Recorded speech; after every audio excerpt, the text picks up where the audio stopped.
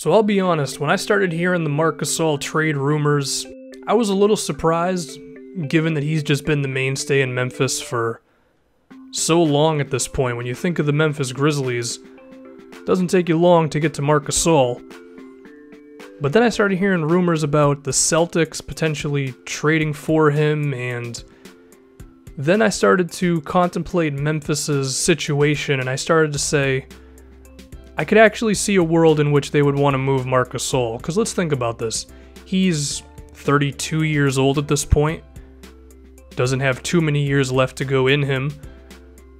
And then when you look at Memphis's team, they won 43 games this previous season in a Western Conference that is getting better. The Oklahoma City Thunder are going to be better. The T-Wolves are going to be better. The Nuggets, the Trailblazers, the Dallas Mavericks are going to be better this season.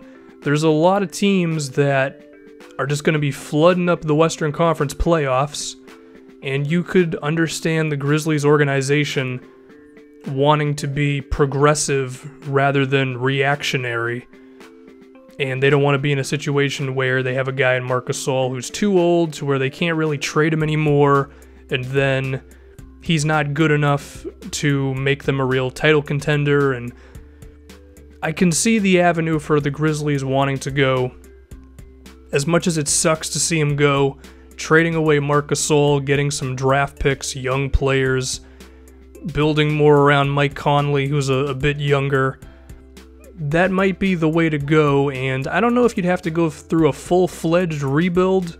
You might have to. It would depend on the moves that you have, but I could see an avenue for that. I could also see Memphis holding on to him and just kind of being a good team who could still be exciting in the postseason. But if they got an offer that would really jumpstart their future, I could see them moving Marcus Aldridge.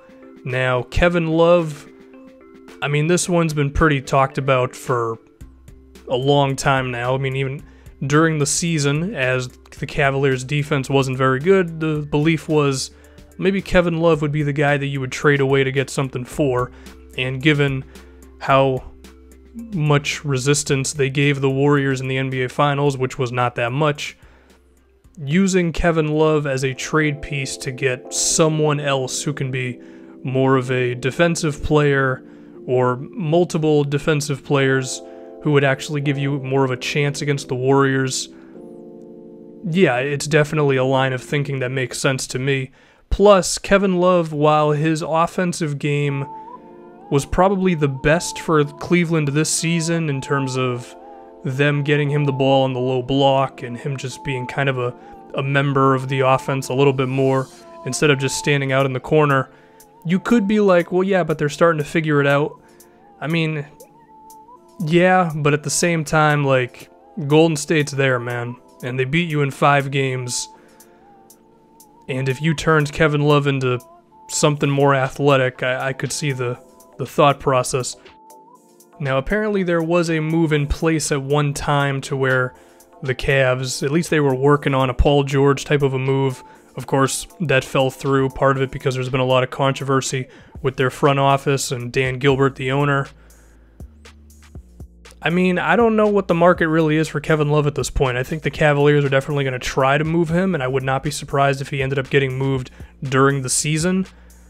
But they already shopped him in the offseason, and, I mean, he's still on the team, so clearly there wasn't an offer that was really blowing anyone away. I think the Cavs would definitely prefer to move him for some defense and athleticism, but I don't know if the right offer is ever going to come up. Andre Drummond, one of the more interesting and polarizing NBA players, if you ask me. Some people believe that the guy is one of the best centers in the NBA, or at least one of the better ones. I definitely disagree. I do not think he's very effective as an offensive or defensive player. Can't shoot, can't dribble, can't hit free throws. Not very effective as a post-up player. Defensively, he's not an elite rim protector. He's not someone who defends the pick and roll very well. I wouldn't trust him to switch on to perimeter players that often. I think he's just a great rebounder who can also finish at the rim pretty well, be effective in transition. And I'm starting to believe that Stan Van Gundy might feel that same way as well. I mean, recently he had those comments about anyone's available on this team, and given that Drummond hasn't really taken off, if the Pistons disappoint once again, and they're in a very awkward position to where I think this could happen, to where they're built to win right now with guys like Drummond, Reggie Jackson, Tobias Harris, just traded for Avery Bradley, but they're also swamped in bad contracts, or just contracts that aren't bad, but they're not that good either. John Lore's money, Boban's money, to where they don't have all the flexibility in the world to make actual moves. So if they're disappointing once again, and they're in a situation where they're just kind of stuck as a team, I wouldn't be surprised if Andre Drummond was on the trade market, because I don't think he's a star player who can lead a team to much. I think if he's your best player, maybe you could get to 50 wins, unless he just has some drastic improvement on the defensive side of the floor, and given how long he's been in the NBA, I'm not really going to hope for him to do that at this point. So, I mean, yeah, I could see a world where Drummond is just not on the Pistons for too much longer, I guess. I don't want to spend too much time on Carmelo Anthony, because what the hell am I going to say that you haven't already heard? Here's what I'll say, though. I think the big questions, if he ends up on a team like Houston, would be, where is Melo's three-point shot at this point? Because he shot 36% from three this previous season for the Knicks.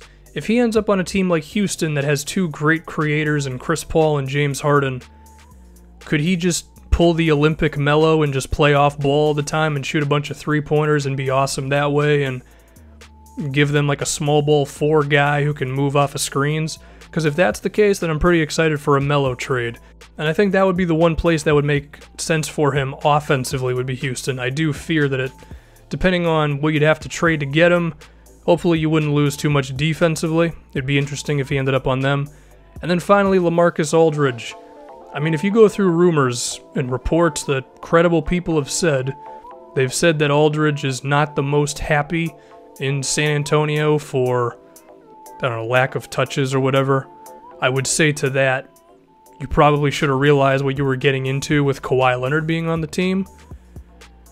But if Aldridge actually wants out, who would trade for him? Because he's older, can still be an effective offensive player, but the days of him scoring like 40 points against the Houston Rockets in round one, I think those days are definitely over.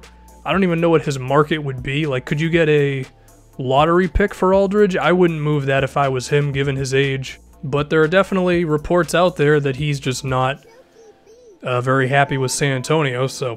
Plus, you could also say that his play style at the power forward position doesn't really fit into today's NBA, especially against a team like the Warriors. We'll just have to see.